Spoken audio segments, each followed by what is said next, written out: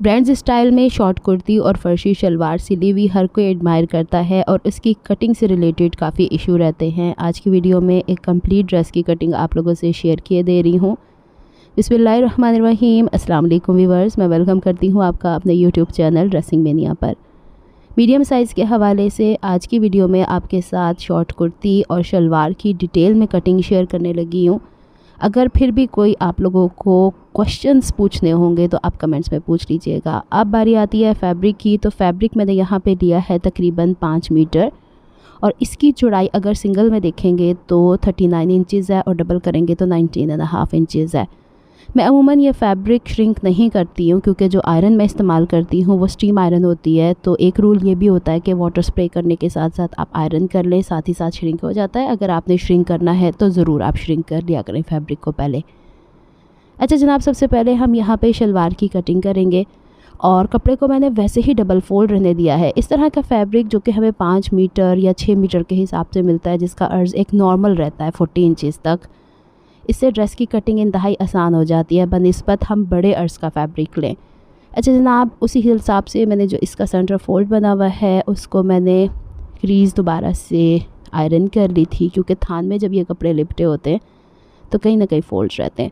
मैंने straight line लगा के इसके अंदर से स्ट्रेट जो टेढ़ापन था वो कट कर दिया है। अब यहाँ पे सबसे पहले मुझे देखना है कि मुझे शलवार की कटिंग करनी, क्योंकि शलवार के ऊपर मैं कोई डिज़ाइनिंग करना नहीं चाहती हूँ। आपके पास जब भी कोई फैब्रिक होता है सबसे पहले कोशिश किया करें शलवार या ट्राउज़र कंप्लीट कर लें।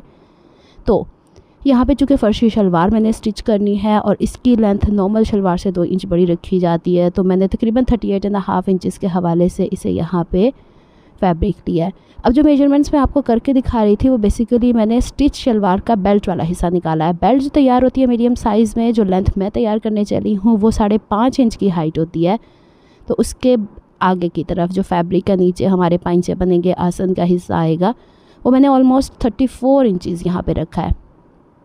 कुछ चीज़ें मैं जो यहाँ पे आपको क्लियर करने जा रही हूँ वो ये कि जब आप कपड़ा इस तरह डबल फोल्ड करते हैं तो रैंडमली डबल फोल्ड करके मत कट किया करें, उसको दोनों साइड से नाप लिया करें। अब ये वो हिस्सा है जहाँ पे हमने बेल्ट के अलावा शलवार की लेंथ निकालनी है। अब मैंने आपसे कहा कि 5.5 इंच हमारी बेल्ट की हाइट होगी, तो उसको मैंने आधा इंच नीचे वाले कपड़े पे चढ़ाया क्योंकि सिलाई का मार्जिन इस पे कवर होगा। और यहाँ पे अब आपने आसन बनानी है। कुछ चीज़ें ऐसी होती हैं जो बिगनर्स के लिए इस तरह सिखानी बहुत ज़रूरी होती हैं, अदरवाइज़ फिर वो इतना इशू बन जाता है कि आसन कभी छोटी हो गई, कभी बड़ी बन गई, कभी कपड़ा ज़्यादा या कम हो गया। अच्छा जी, एक और मैं काम करती हूँ, पैटर्न चूँकि हमारे पास यहाँ पे रिपीट हो रहा है तो सीधे उल्टे का तो कोई इसका कॉन्सेप्ट है नहीं, तो फोल्डेड हिस्सा मैं नीचे लेकर आती हूँ और यहाँ पे पाइंचा मार्क कर लिया करती हूँ फोल्डेड हिस्से की तरफ से, जो कि हमारे शलवार के हिस्से की साइड की जो बड़ी प्लीट होती है वो भी है।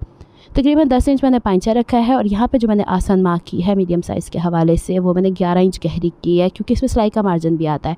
अब ये चीज़ मैं आपको बता रही थी कि बॉटम में शलवार की तरफ जो फोल्डेड कपड़ा होता है उसको हम लोगों ने लेना है, क्योंकि पाइंचे में यही इस्तेमाल होगा।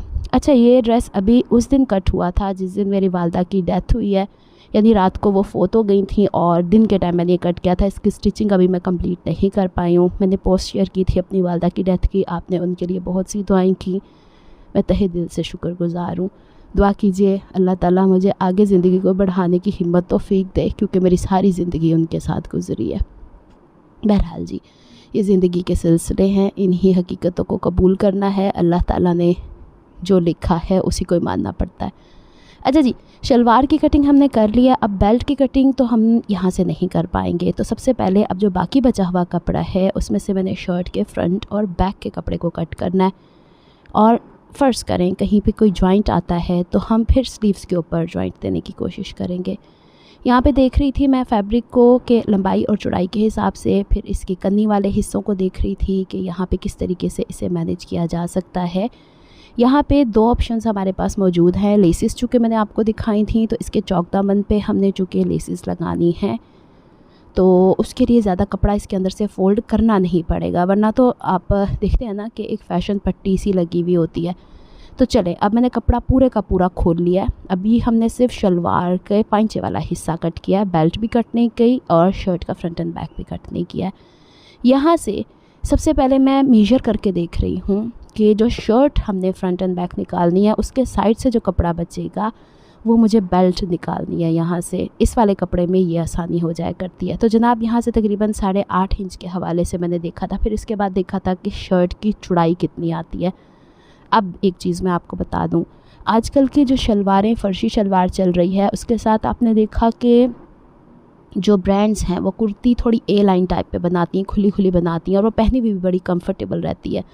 तो उसकी रीज़न ये है कि वो थोड़ी कमर से फिटेड होती है और ए लाइन टाइप की होती है कमर से लेके दामन तक। तो फिर उसमें आपको अपनी शर्ट के हिसाब से थोड़ा खुला कपड़ा रखना पड़ता है।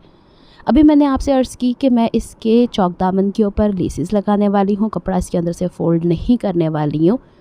तो उसके हिसाब से हमें चौक के अंदर तो ज़्यादा कपड़ा नहीं देना पड़ेगा, लेकिन दामन तो हमें ए लाइन रखना पड़ेगा। ये एक चीज़ आपको अपने जहन में रखनी है कि अगर आपने खुले घेर की शलवार पहननी है और ब्रांड स्टाइल लुक लेकर आना है, तो फिर आपने अपने शर्ट का दामन थोड़ा लूज़ रखना है।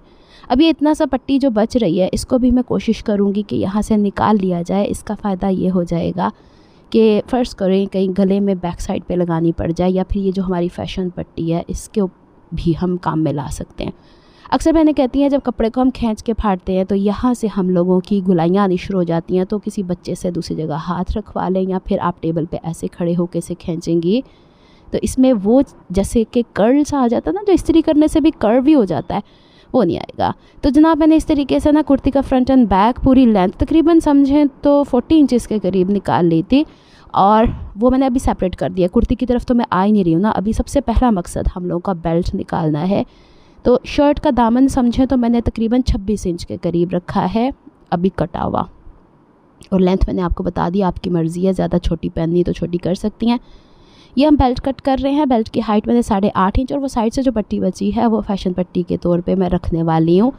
और यहाँ पे अक्सर बहनें मुझसे ये भी सवाल करती हैं कि बेल्ट की चौड़ाई किस हिसाब से हो। तो जनाब बेल्ट की चौड़ाई आपकी जो शर्ट का हिप राउंड तैयार होता है, जैसे कि फ्रंट का 20, बैक का 20, 40 हो गया ना। तो यहाँ आप ये फ्रंट और बैक का 20-20 करने के बाद इसमें 3 इंच ऐड करेंगी, तो चूँकि कपड़ा डबल फोल्डेड है तो फिर 6 इंच ऐड हो जाता है। यूँ कहें तो 40 इंच में आप 6 इंच ऐड कर लेते हो, और 1 इंच एक्स्ट्रा इसलिए ऐड करना है कि सिलाई का मार्जिन इस तरह के हिस्सों में हमारे पास फ्रंट में आता है। अगर बैक पे भी सिलाई का मार्जिन आएगा तो फिर आप 1 इंच इसमें ऐड करोगे। अच्छा, मैंने ना बेल्ट को क्रीज बना के बैक पे ज़रूर एक कट लगा लेना होता है, बाद में बड़ी ही कन्फ्यूजन सी हो जाती है। अच्छा, ये जो कपड़ा साइड से बचा है हमारी बेल्ट के बाद का शर्ट की लेंथ से, वो हम गले में इस्तेमाल कर लेंगे। ये पट्टी का मैं तीसरी दफ़ा दोहरा रही हूँ कि इसको हम एज अ फैशन पट्टी इस्तेमाल कर लेंगे। बहरहाल जनाब, अब बारी आती है कि जितनी इसके अंदर क्रीज़ होती है, जो मैंने आपको शुरू में बताया कि थान के अंदर लपेटते लपेटते भी, क्योंकि इस पर कलफ लगी होती है, स्टार्च जिसे कहा जाता है, तो फिर कोई ना कोई मसला इसके अंदर रहता ही है। जहाँ पे वो फोल्ड हो गया वहीं पे क्रीज़ बन गई, तो ये क्रीज़ निकालनी बहुत ज़रूरी है। दूसरी मेन चीज़ जो आप लोगों ने अपने जहन में रखनी है कि अब चूँकि ये शर्ट का फ्रंट एंड बैक पीस जो मैंने निकाला था उसको चौड़ाई के रुख पे डबल फोल्ड कर रही हूँ, इसको भी आप लोगों ने अच्छे से प्रॉपरली डबल फोल्ड करना है। अच्छा, एक चीज़ का और ख्याल रखना है, फ्रंट का पल्ला हमेशा अलग फ़ोल्ड किया करें, बैक का अलहदा। ये नहीं कि फ्रंट एंड बैक को एक दूसरे के अंदर रख के और फिर उसको आप फोल्ड करने की कोशिश करें, या फिर ऊपर से जब हम सिंगल फोल्ड भी कर रहे हैं तो किनारे बराबर करने की धुन में हम लोग इसके अंदर एक कान सी ले आते हैं जो गोल सा घूम जाता है, वैसे नहीं हम लोगों ने करना। तो चलें अब हम इसको इस तरीके से फोल्ड करेंगे प्रॉपरली। हाँ, फ्रंट और बैक का पल्ला एक साथ जुड़ा हुआ है लंबाई में, उसको मैंने सेपरेट नहीं किया है। इसी तरीके से मैं पूरा इसलिए करके आपको दिखाया करती हूँ कि कुछ बहनें कहती हैं कि इतना सा हिस्सा तो कर लिया, जैसे कि दुपट्टे पे मैं आपको फैशन पट्टी लगाते हुए दिखाया करती थी, तो अक्सर बहनें कहती थी कि पूरा आखिर तक, शुरू में तो आसान होता है, आखिर तक आते आते बल पड़ने शुरू हो जाते हैं। तो देखें, मैं ये मेरी नॉर्मल स्पीड है ड्रेस को कट करने की, मैंने इसको ज़रा भी फास्ट नहीं किया है। तो एक चीज़ का तो बहुत ही ध्यान रखें, आप सिलाई करते हुए कटिंग जितना पेशेंटली आप करेंगी, जितना सुकून से करेंगी, जितना हैसल फ्री होके करेंगी, उतना आपका ड्रेस शानदार से रहेगा। अब देखें, नीचे की तरफ कान निकली है ना, वो ऊपर की तरफ भी निकली थी, काला रंग है ना, इसलिए आपको फील नहीं हुआ। अब चूँकि प्रिंट हमारा सीधा उल्टा नहीं है, एक जैसा ही है ना, चुकोर चुकोर सा, तो हम इसको यूं ही डबल फोल्ड कर लेते हैं। वरना फ्लोरल होता तो मैंने बहुत दफ़ा आपसे कहा है कि आप फ्रंट और बैक के पीसेस को सेपरेट कर लें, शलवार वाले हिस्से में भी और यहाँ पे भी बाजुओं में भी अलट पलट लें। अब हम यहाँ पे एक और चीज़ का ध्यान रखेंगे कि जब कपड़े को डबल फोल्ड करेंगे तो ये जो हमारे पास सेंटर वाला हिस्सा होता है, ख़ास करके देखें हर जगह पे लॉन की वैरायटी डिफरेंट होती है। कहीं जगह पे आपको लॉन के ऊपर स्टार्च मिलाता है, कहीं पे आप जब उसको श्रिंक कर लेते हो तो श्रिंक करने के बाद उसके अंदर ना झोल सा आना शुरू हो जाता है। कहीं पे कपड़े की क्वालिटी कुछ होती है, कहीं पे कुछ होती है, तो यहाँ पे वेवीनेस आ जाती है, हल्का सा कर्व आ जाता है। बस आपने ये ध्यान रखना है कि आपने ये सेंटर क्रीज जो है वो बराबर रखनी है। नीचे की तरफ से जो फोल्ड किया है वो एग्जैक्ट बराबर रखना। ऊपर की तरफ अब चूँकि हमारे दोनों तरफ कान का हिस्सा आया था तो उसको बैलेंस कर दिया। अब मीडियम साइज़ थोड़ा सा आपको पता है कि ब्रांड्स में भी लूज़ फिटेड होता है, तो यहाँ पे मैं 8 इंच यहाँ पे तीरे की कटिंग करती हूँ। गला मैं तकरीबन 3.5 इंच रखती हूँ। मुझे लगता है कि मैं थोड़ा कंफर्टेबल होती हूँ जो चौड़े नेक होते हैं। और जो शोल्डर स्लोप होता है ना हमारे पास यहाँ पे, जिसे हम कंधे का तिरछानपन कहते हैं, वो तकरीबन ½ इंच से पौना इंच रखती हूँ। अच्छा जी, अब चूँकि वो कान थी ना ऊपर, तो मैं ज़्यादा कपड़ा ज़ाया नहीं करना चाह रही थी, तो ये जो मोढ़े की गहराई होती है, जितना आपका तीरा है, जैसे मैंने 8 इंच रखा है सिलाई के मार्जिन समेत, उसमें मैं ½ इंच एक्स्ट्रा कर लेती हूँ। क्योंकि ब्रांड्स में तीरे मैंने अक्सर देखे हैं कि शोल्डर बड़े ढीले ढाले होते हैं और यहाँ पे आके खिंचान पड़नी शुरू हो जाती है, तो मोढ़ा भी आपका उसके हिसाब से गहरा होना चाहिए। अब यहाँ पे मैंने निशान लगा लिया था एल शेप, और इस 8.5 का मैंने आधा कर लिया था। और एक चीज़ और देखें, जो शोल्डर स्लोप लगाया है उसके नीचे ½ इंच फिर निशान लगाया है, और जो ये हमने आधा किया था ना 8.5 इंच का, इसमें ½ इंच अंदर लेने के बाद ऊपर जो वो ½ इंच नीचे लिया ना शोल्डर स्लोप से, वहाँ मिला है। ये भी अगर आप कम ज़्यादा कर देंगी तो शोल्डर फ्रंट का छोटा हो जाता है, बैक का ज़्यादा हो जाता है, फिर खिंचान आती है गले में। अब यहाँ पे हम चेस्ट फिटिंग लेंगे। मैं लेती हूँ अमूमन 10 साढ़े 10 इंच, मुझे थोड़ा से लूज़ फिटेड अच्छे लगते हैं। और जनाब इसको 1 इंच अंदर की तरफ लेके बैक का निशान लगाते हैं, और बैक का निशान डायरेक्ट गोल नहीं होता, ऊपर तक सेंटर तक हल्का हल्का उसमें पैमाइश आती है कपड़े की। और फ्रंट को मैं इस तरीके से बहुत ज़्यादा डीप नहीं रखती। शोल्डर से लेके कमर तक का नाप मैं अपने हिसाब से, मेरी हाइट 5'3" है, तो मैं तकरीबन 15 इंच रखती हूँ। नॉर्मल जो शर्ट्स होती हैं हमारी, उसमें चौक की ओपनिंग का निशान हम 22 इंच रखते हैं, लेकिन इसमें मैं 24 इंच रखती हूँ, मुझे अच्छा लगता है। अच्छा जी, अब कमर का निशान में मैंने जो चेस्ट की फ़िटिंग लगाई है उससे समझे तो ½ इंच कम कर लिया है, और हिप का निशान जो मैं चेस्ट की फ़िटिंग है उसमें मैंने 1 इंच ऐड कर लिया है। या फिर मैं 10 इंच रखती हूँ ना नॉर्मल शर्ट का, जिसमें चौक ओपनिंग ओपन हमारी प्रॉपरली होती है, 2 इंच नीचे की तरफ नहीं होती, तो उसमें 20 इंच रखती हूँ। इसमें अब चूँकि 2 इंच डाउन है तो इसमें थोड़ा लूज़ हिप का निशान होगा। चेस्ट को हमने कमर को हिप के निशान से मिला लिया। अब यहाँ पे मैंने चेस्ट के बाहर 1.5 इंच, कमर के बाहर 1.5 इंच, लेकिन हिप के बाहर ½ इंच लिया है। यहाँ पे फैशन पट्टी लेस के साथ लगेगी, ज़्यादा मार्जिन नहीं लेंगे। लेकिन इतना कपड़ा क्यों मैंने ज़्यादा लिया, मैंने शुरू में अर्ज़ किया था कि हम इसे ए लाइन बनाएंगे, तो जो यहाँ से बाहर वाला हिस्सा है इसको बिल्कुल कोने तक मिलाएंगे। अच्छा, कुछ चीज़ें जो आपको जहन में रखनी है कि जब आप लूज़ शर्ट बनाते हैं, बॉक्स शर्ट बनाते हैं तो ज़रूरी नहीं है, लेकिन अगर आप ए लाइन शर्ट बनाते हैं तो दामन स्ट्रेट नहीं रखते, कोने नीचे गिरते हैं, तो आप ½ इंच पौना इंच यहाँ से रख के शर्ट के सेंटर तक इस तरीके से कर सकते हैं। और एक और ऑप्शन भी है, आप गोल दामन भी कर सकते हैं, लेकिन हर शर्ट पे तो गोल दामन नहीं होता है, तो समझिए मैंने पौन इंच या 1 इंच ऊपर रखा था। अब सबसे पहले मैं यहाँ पे बैक शोल्डर की कटिंग कर लेती हूँ, और जो हमने साइड की फ़िटिंग के बाहर ये निशान लगाए थे उसके ऊपर कटिंग कर लेती हूँ। दामन के ऊपर जो हल्का सा ये हिस्सा है इसको गलाई शेप देंगे। फ़िक्र नहीं करें, जो हम फैशन पट्टी लगाते हैं वो अगर हमारे पास सीधे कपड़े की भी होती है तो इस पर हल्की सी मुड़ जाती है। ऊपर तीरे की कटिंग इस तरीके से कर लेनी है हम लोगों ने। यहाँ पे हम लोगों ने छोटे से कट्स लगा लेने हैं, और यहाँ पे फ्रंट का पल्ला चूँकि बैक पे पड़ा हुआ है तो इस पे निशान हम लोगों ने ट्रांसफ़र ज़रूर करने हैं। कोशिश करें कि आप जो चौक इस्तेमाल कर रही हैं वो चौक ऐसे इस्तेमाल करें जो बारीक हों, मोटे ना हों, 2-2 निशान ना हो, और इन निशानों को पहले मिला लें।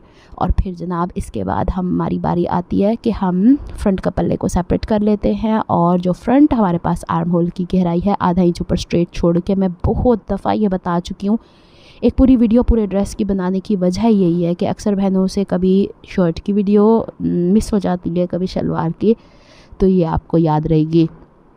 यहाँ पे मैंने अब फ्रंट आर्म होल की यहाँ पे कटिंग कर ली है। ये हो जाता है हमारे पास एक शर्ट की कटिंग। अब जनाब बारी आती है कि बाद में जो कपड़ा बचा है, मुझे ऐसा लगा कि मैंने उनसे एक ड्रेस का लिया था, उनके ड्रेस से मेरे ख्याल पाव भर कपड़ा ज़्यादा था। आई फेल्ट इट लाइक कि मैंने कुछ ज़्यादा फैब्रिक ले लिया, लेकिन जब मैंने मेजर किया तो वो उनके पास था इतना ही ना। तो फिर मैंने क्या सोचा कि इतने ज़्यादा छोटे से टुकड़े को क्या ही निकालना, जो बाकी कपड़ा बचा हुआ था। बाजू का ऐसा हो जाता है शॉपकीपर, वो इतने से पीस को निकाल के क्या करेंगे, अदरवाइज़ 5 मीटर गज़ की बात नहीं कर रही, मीटर गज़ से बड़ा होता है। अच्छा जी, यहाँ पे अब जितना कपड़ा बचा था हमारा शर्ट की कटिंग के बाद, उससे मैंने 20 इंच चौड़ाई पे, देखिए 8.5 इंच गहराई का कंधा काटा है, तो मैं 10 इंच बाजू का एक तरफ रखूँगी तो दो साइड का 20 हो जाएगा। अब मैंने पूरा फैब्रिक कट कर लिया है, इसको चौड़ाई पे वैसे ही फ़ोल्ड किया जैसे शर्ट का हिस्सा था, और जनाब लंबाई पे फ़ोल्ड करना, इसी तरीके से आप भी कर लीजिएगा। इस तरीके से क्या होता है ना, अंदर की तरफ चुन्नटें नहीं आती हैं कपड़े की, जो बिगनर्स भी हैं वो भी इजीली इसको कर पाते हैं। एनीवेज, इसको भी स्ट्रेट किया। यहाँ से जो ओपन हिस्से थे, यहाँ से बाजू की कटिंग देख लीजिएगा। अक्सर बहनें पूछती हैं तो अलग-अलग वीडियो बनाओ तो भी प्रॉब्लम होती है। 3.5 इंच अंदर लिया है मैंने, और उस पर 1 इंच सीधा बताती हूँ 3.5 इंच कैसे लिया। 1 इंच ऊपर लिया है। जो आपका चेस्ट का राउंड है, असल बॉडी से नापना है, उसको आपने 10 से डिवाइड करना है। मेरे केस में 36 है तो 3.6 आ जाता है, तो मैंने 3.5 3.6 ही रखा था। अब ये 1 इंच जो हमने सीधा सीधा लिया है, इसको हमने तिरछा निशान लगाया मेजरिंग टेप से, आपने इसे सेंटर करना है। और ये वाला पॉइंट होता है, इससे बाहर की तरफ आप ½ इंच लेंगे। फ्रंट वाला हिस्सा भी आसानी से कट करना बता देती हूँ मैं आपको। और इसको इस तरीके से 1 इंच का गैप जो हमने ऊपर नीचे रखा है, वहाँ तक हल्का सा खम दे देना है। अब कटिंग इसकी ऐसे ही करनी है। ये देखिए, इसे यहाँ बिल्कुल मतलब वो कहते हैं ना किनारा सा आ जाता है, कॉर्नर सा आ जाता है, वो नहीं निकालना, गुलाई कर देनी है। अच्छा जी, यहाँ से तकरीबन बाजू की जो लेंथ रखनी है, क्योंकि इसके आगे भी लेस लगेगी, एक्स्ट्रा कपड़ा रखने का फ़ायदा नहीं। सादा सीनी होती तो मैं फैब्रिक अंदर की तरफ फ़ोल्ड कर देती। यहाँ बाजू की लेंथ मैंने तकरीबन 22 इंच रखी है, और फ्रंट से इस तरह सीधा कर दिया है। बाजू आगे से तकरीबन 7 इंच चौड़ी अच्छी लगती है, और उसको इस तरीके से ये पहले करना ज़रूरी है, फिर फ्रंट की हम कटिंग करेंगे। अब ये वाली शेप भी कट कर लेते हैं फ्रंट की तरफ से, इसको सीधा भी कर लेते हैं। और मैं आपको बताती हूँ कि फ़्रंट की मेजरमेंट कैसे करते हैं। अगर आपको मेरी एफर्ट्स पसंद आती हैं तो please like my videos, subscribe to my channel, hit on the notification bell for more updates. अब चूँकि बाजू का कपड़ा मैंने ऐसे फ़ोल्ड किया था ना, तो आपने एक चीज़ का ख्याल रखना है, आपने पहले इसकी फेयर साइड जो होती है ना, सीधी साइड, वो अंदर की तरफ रख लेनी है। तो मैं उसको बैलेंस कर रही थी। देखिए ऐसे होता है। अब आज क्योंकि जो दूसरी बाजू होती हैं वो तो हम सीधी साइड से सीधी साइड रख के हम डबल फोल्ड करते हैं ना। अब ये कपड़ा ही ऐसा था, इसकी कान भी निकालनी थी, तो मैंने इसको बैलेंस कर लिया।